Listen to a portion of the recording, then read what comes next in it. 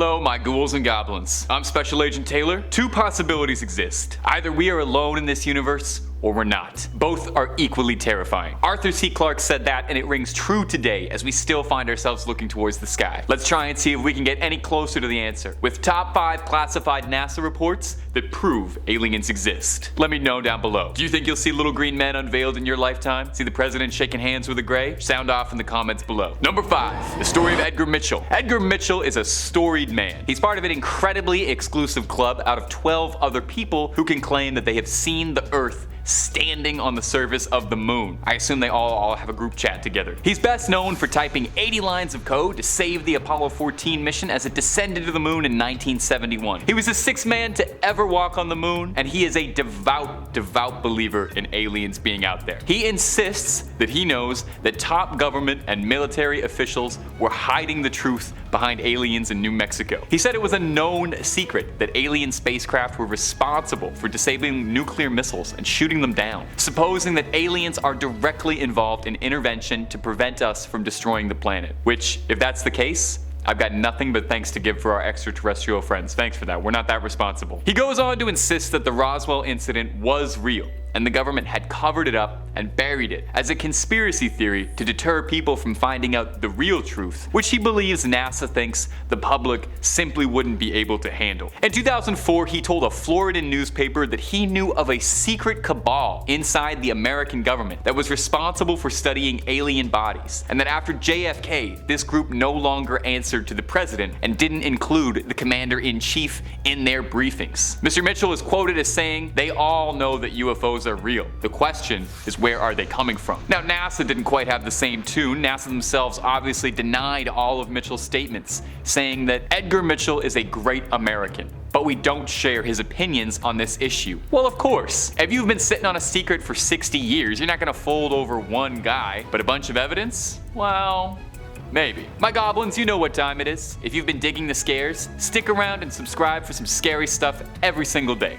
Okay, let's creep on. Number 4, Luis Elizondo. Luis Elizondo is one of the most outspoken believers in aliens and UAPs out there today, alongside Tom DeLonge, championing that he believes firmly that NASA and the Pentagon aren't telling us all the whole truth. And he would know, as Elizondo formerly led a research team to research potential UFOs. Although the project was disbanded, Elizondo never gave up his mission, believing it to be his personal calling to expose the truth. He's been quoted many times saying, "My personal belief is there's very compelling evidence we are not alone." He served on the Department of Defense and resigned in 2012 over excessive secrecy surrounding the UAP program. These aircraft, we'll call them aircraft, are displaying characteristics that are not currently within the US inventory, nor in any foreign inventory that we are aware of, Elizondo said of the objects they researched in his time there. He added that the program was founded to analyze unexplained aerial phenomena and ascertain whether or not that what they were seeing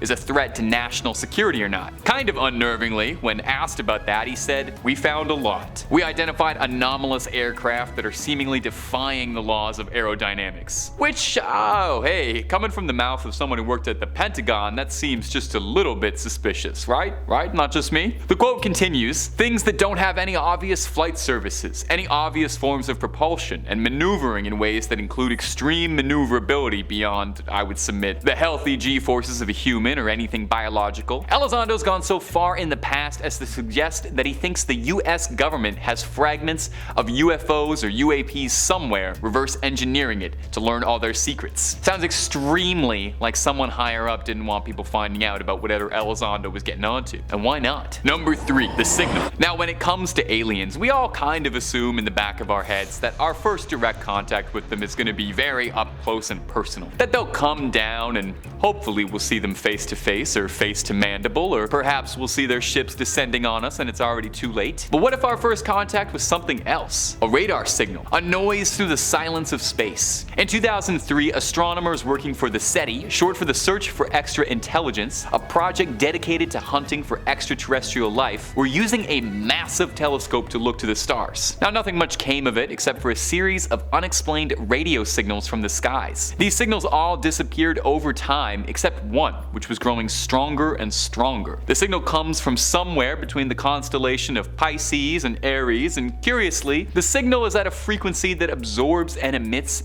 energy. Naturally, the researchers found this a bit interesting. Some of the astronomers believe that this could be a frequency that extraterrestrials are using to try and get our attention, like an intergalactic "you up" text. While it could very well have turned out to just be totally nothing or some sort of natural explanation that I'm not nearly smart enough to understand, I'm gonna err on the side of extraterrestrials. But we have to wonder what the signal was, right? I mean, we have to admit that's a bit suspicious, that there's something worth looking into there. Now, this story is from 2003 and I had trouble finding an update on it, but who knows? Whatever was broadcasting that could still be out there. Number 2, Blue Book.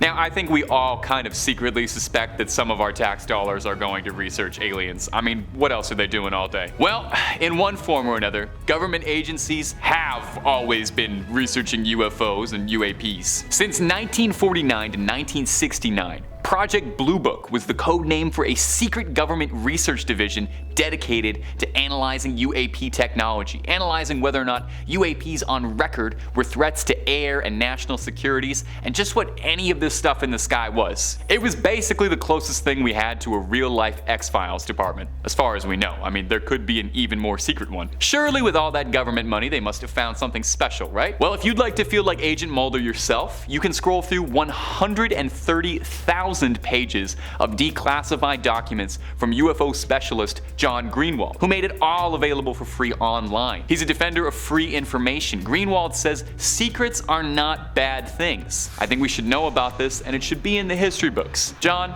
I completely agree. All this stuff about cover-ups, we can totally handle finding out aliens are real, okay? You know, we're big now, we're responsible, we learned about Santa, we can do this. A couple years ago, we experienced a wave where there were clowns hanging out on the street corner of like every rural street in North America. We got over that. We all saw Tiger King together. Aliens won't even be that weird, I don't think. Now, Project Blue Book was officially disbanded because according to a joint review, nothing significant ever came from it. Now, since then, it was thought that no government agency was looking into UAP research at all, except until the UAP document quietly dropped this year, you know, sneaking it under the door that NASA and the Air Force had been researching aliens and possible sightings this whole time under everybody's nose, and they leaked a bunch of documents and footage, and you should look it up after this video because I'm not joking, it's totally real. It seems just like us, NASA can't rest until they find the truth out there. Number 1, new developments. We are probably coming to one of the most exciting times in UAP history, as after the UAP report came out, there is probably more legitimacy towards the discussion around the serious existence of extraterrestrial life now more than ever. As of October 2022, NASA is pretty much coming clean and opening a new study into the research of UAP and extraterrestrial life. 16 hand-picked specialists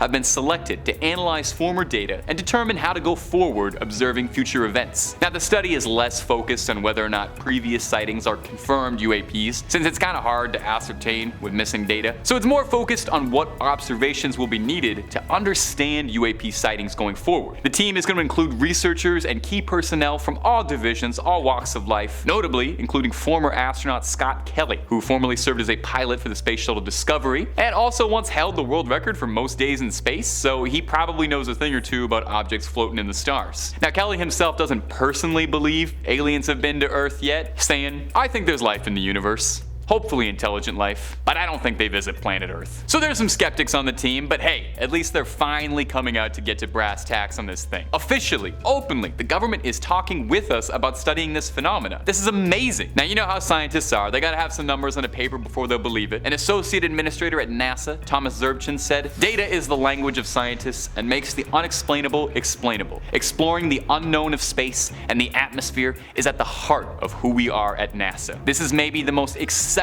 time in history to be a UAP fan." That's all for this video, my little ghouls and goblins. Thanks for watching, creep on watching, and the truth is out there.